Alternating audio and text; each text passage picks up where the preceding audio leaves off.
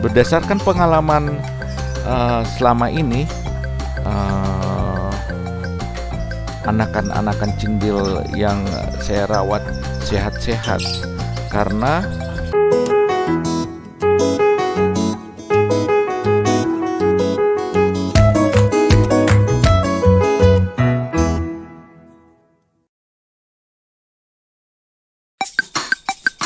Hai Sobat Hoki, pencinta lovebird di mana saja berada. Salam sehat, semangat, dan sukses, serta salam kicomania.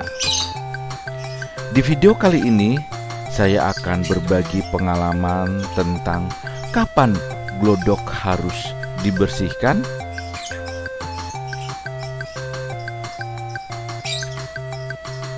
Bagi Sobat Hoki yang baru bergabung di channel ini, pastikan untuk like, subscribe, dan menyalakan tombol lonceng agar Sobat Hoki paling pertama mendapatkan informasi dan notifikasi dari video kami. Sobat Hoki, kapan glodok harus dibersihkan setelah dipakai indukan untuk berproduksi? Berdasarkan pengalaman selama saya memelihara lovebird, saya akan mengganti sarang atau membersihkan glodok lovebird setelah anakannya sudah tumbuh bulu-bulu sayap maupun badannya. Mari ikuti bagaimana cara saya membersihkan glodok yang sudah dipakai oleh indukan.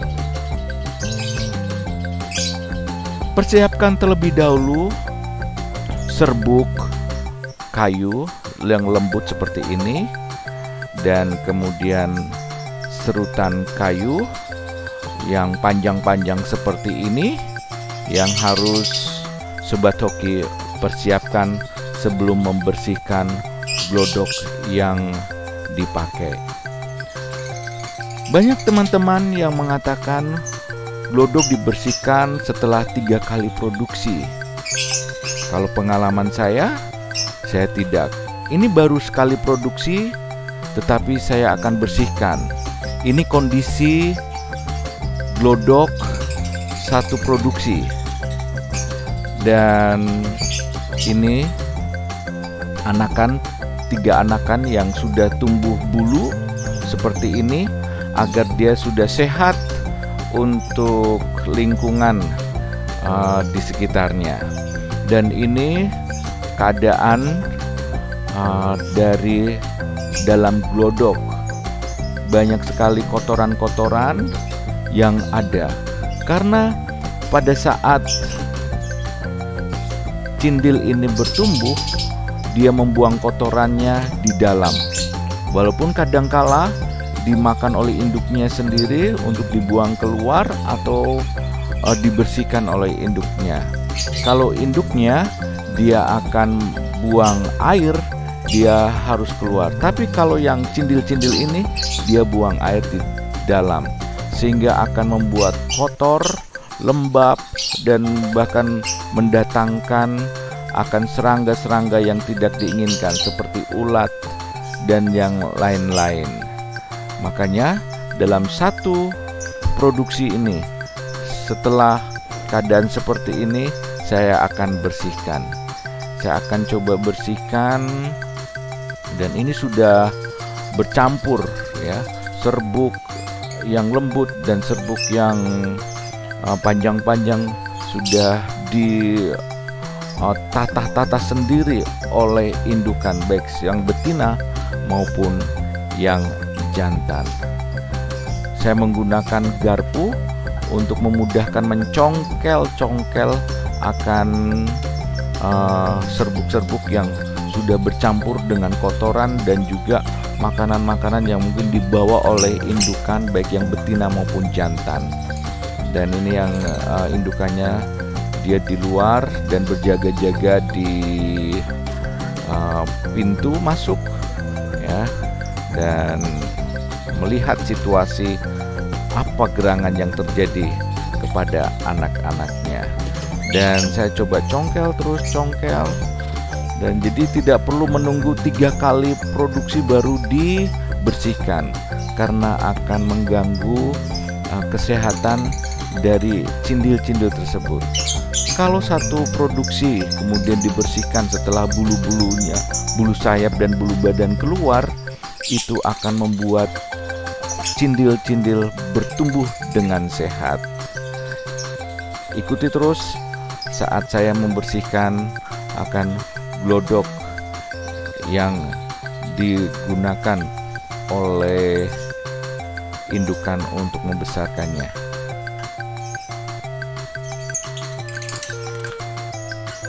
Saya akan coba keluarkan terlebih dahulu supaya tidak kena garpu yang tajam ini. Ya, saya keluarkan dengan pelan-pelan, dan saya juga akan mengambil yang lainnya. Ya, ini dikira makanan, jadi dimakan oleh cindil yang sedang bertumbuh. Ini usianya sekitar 3 minggu. 3 minggu, dan mereka sudah mulai tumbuh bulu, dan bahkan juga mungkin sudah 30 hari. Saya akan coba, inilah kondisi dari glodok di dalamnya, begitu kotor. Ini baru 1 kali produksi. Saya bayangkan kalau teman-teman membersihkannya itu 3 kali produksi baru dibersihkan, mungkin itu akan mendatangkan serangga-serangga termasuk ulat-ulat ya, karena di dalam itu lembab ya. Saya buang langsung ke bawah, dan saya sudah siapkan di bawahnya koran dan tempat sampah. Kalau kececeran pun kita akan gampang untuk menyapunya. Jadi saya buka tempat untuk menampung kotoran yang biasanya terbuat dari plastik. Saya buka dulu, saya langsungkan supaya langsung ke bawah ininya, serbuk-serbuk yang sudah tercampur dengan kotoran-kotoran cindil yang sudah menumpuk. Dan bahkan juga kalau kita biarkan cindil-cindil ini bisa sakit, entah itu kulitnya, matanya, dan lain sebagainya. Berdasarkan pengalaman selama ini, anakan-anakan cindil yang saya rawat sehat-sehat karena diglodok selalu bersih, kering. Dan ini saya lakukan, saya gosok-gosok terus.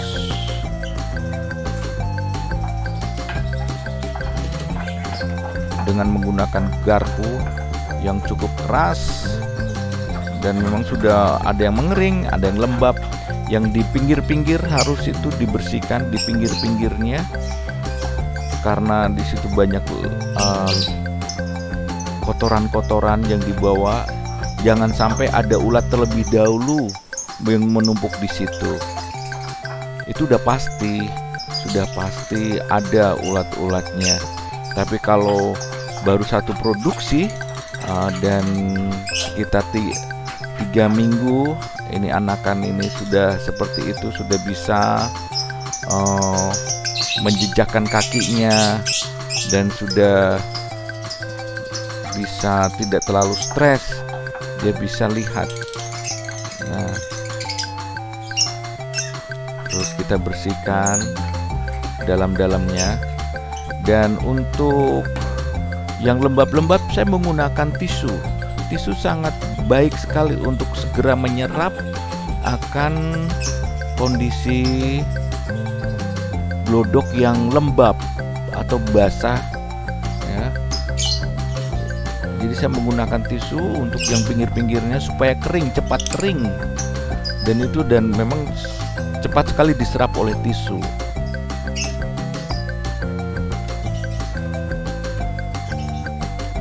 Menggunakan tisu untuk menyapunya dan juga mengeringkan dari pinggiran-pinggiran atau sudut-sudut yang tidak terjangkau, dan supaya meresap. Dan kalau baru satu produksi Sobat Hoki bersihkan, tidak ada ulat-ulat yang ada di situ. Tapi kalau terlalu lama, itu pasti ada ulat-ulatnya. Kita bersihkan dari sudut-sudutnya, di luarnya, pokoknya sampai bersih, supaya pertumbuhan dari cindil-cindil itu tidak terganggu oleh serangga-serangga, khususnya ulat-ulat yang ada di dalamnya.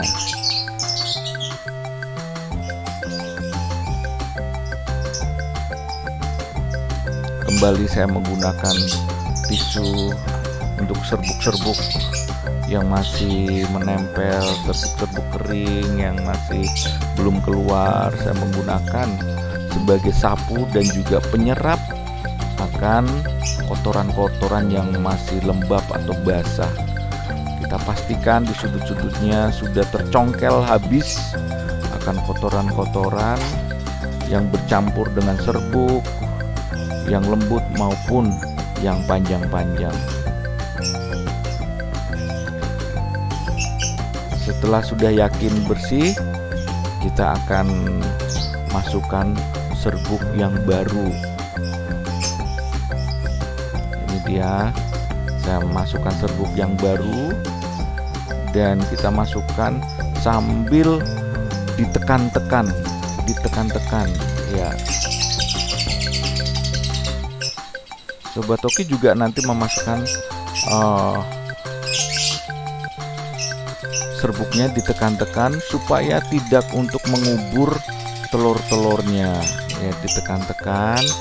Ini sebagai alas agar empuk, dan kalau nanti ini dia sudah usia 60 hari atau sekitar 2 bulan, ini si cindil-cindil ini akan keluar. Dan kadang sebelum dia keluar, si induknya bertelur lagi. Dan ini saya juga tambahkan serabut yang panjang-panjang, kita masukkan dan biarkan saja seperti itu. Nanti akan dirapikan sendiri oleh indukannya. Kita masukkan saja, indukannya jago untuk merapikan. Kita masukkan secukupnya serabut-serabut yang panjang itu, karena akan dirapikan sendiri oleh induknya. Kita masukkan kembali cindil-cindil yang sudah mulai besar ini. Di sayapnya sudah tumbuh bulu yang lengkap, yang badannya juga sudah mulai tumbuh bulu.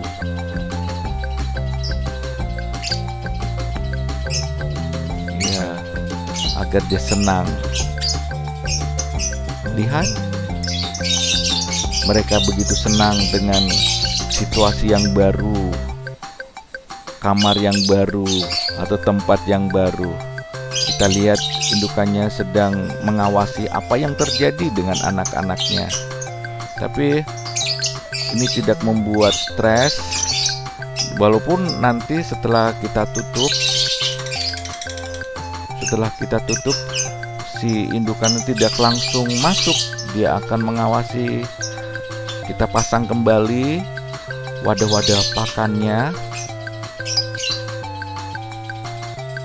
Ini karena sedang meloloh, saya memakai fur 511, dan ini racikan pakanan untuk harian.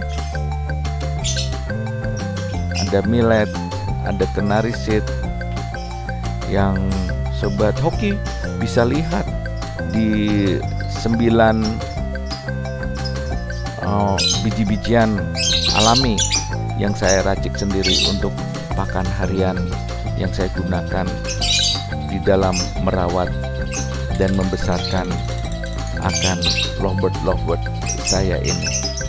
Dan setelah bersih di dalamnya, kita bersihkan juga di lingkungannya. Kalau lingkungannya juga bersih, indukan-indukannya senang sekali untuk berada. Jadi jangan biarkan kotoran-kotoran itu menempel di kandang-kandang, supaya tidak mendatangkan akan semut atau serangga-serangga yang lainnya. Sehingga lingkungan bersih, induknya juga senang untuk membesarkan.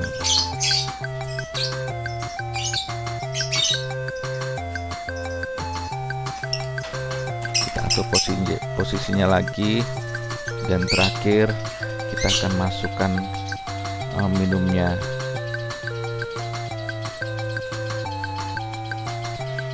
Demikian tadi pengalaman saya, cara saya membersihkan akan glodok. Semoga bermanfaat. Jangan lupa untuk like, comment, share, subscribe, agar saya bersemangat untuk terus membuat video-video yang berguna bagi Sobat Hoki. Sampai ketemu lagi di video-video saya selanjutnya.